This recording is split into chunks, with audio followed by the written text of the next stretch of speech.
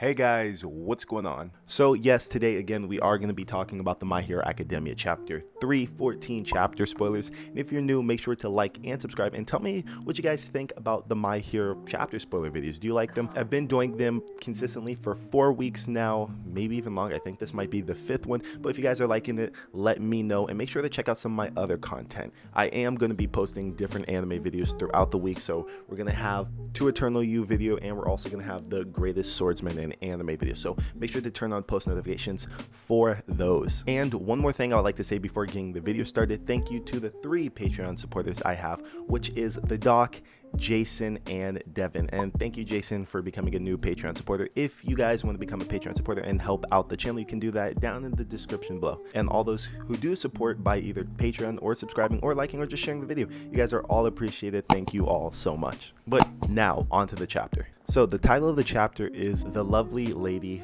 Nagant. And I think maybe it's said wrong here because we know her name is Lady Nagant. I really just feel like I'm pronouncing that wrong every time I say it. So what we saw last chapter was Deku actually catching her after throwing all the decoys. So we kind of see some of Deku's thought process here. So when he was in the smoke, he understood that she had to be somewhere close in order to shoot all of the decoys that he sent instantly, and it shows that she was impressed by that. So she's wondering, what was Deku doing while he was in that smoke? So Deku starts talking about All for One, and she goes on to say she hasn't lost yet, and she starts fighting Deku back, saying she was trained by the Public Safety Commission. So she releases her elbow rifle and hits Deku with an impact, but he managed to dodge the bullet that comes right after. So Deku starts questioning why she's under All for One's control, especially since she used to be a hero. And it goes back to what I said a couple videos ago. What did the Hero Society do to her to make her like change and start working with All for One? Why was she even in Tartarus in the first place? So I think we're about to get some of her backstory. So she says that Deku can only see this artificial created piece,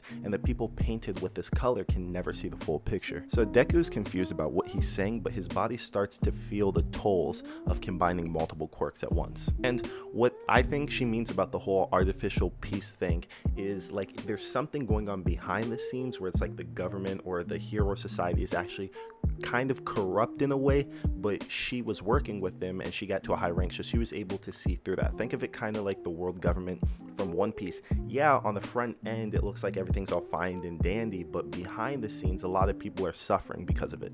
So she shoots one of those radio bullets and she starts talking to Deku about how she killed so many people just to maintain society. So we get a flashback here and we see she started her career around the same time that vigilantes started being portrayed as heroes and receiving the public's approval. So we see her killing these terrorists, and while she was killing the terrorists, they were screaming and crying that they didn't even do anything yet. So I kind of see how that can mess someone up. Like, you have these orders to go kill someone who has the potential of doing something bad. Yeah, I understand, like, if they're in an organization, like let's say OverHaul's organization, and you go in there and you arrest them, but to go and kill them before they even did anything, that seems kind of injustice to me.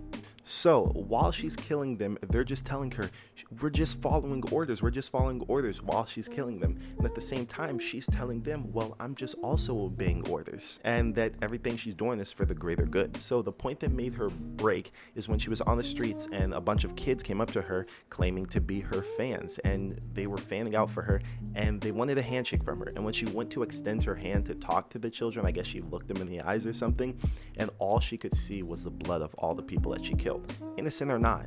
So I can kind of see it's kind of like this organization used her until she was at a point where she just couldn't handle all the stress and all the horrible things that she's done to people. So I kind of see why she would go rogue.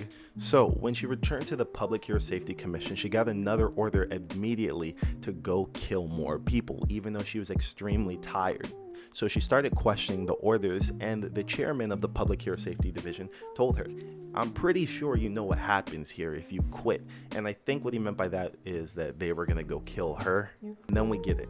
At that moment right there, she killed the chairman. and I guess that explains why she's in Tartarus now. So I'm glad we kind of got that backstory. I felt like it was a little too short, and Deku's kind of shocked when he hears the story because it's really different from what was released to the public. So she goes on to tell Deku that there's no way that the Public Hero Safety Commission would go and publicize that there's a rebellion going on inside of the commission. She continued to say that the society that everyone yearned for was so brittle and fake, and there was some terrible stuff going on behind the scenes. So she said that the Hero Society only showed what was fake and what the people wanted to see, and they didn't show the bad that was actually going on to obtain that peaceful society. And another question, I wonder if All Might knew that all of this was going on. And she also says that the Hero Society didn't show people like her and what they had to go through in order to obtain that peace. And the reason why she teamed with All For One is because his future seemed brighter than what the Public Hero Safety Commission or what the Hero Society was doing, so she decided to go with him.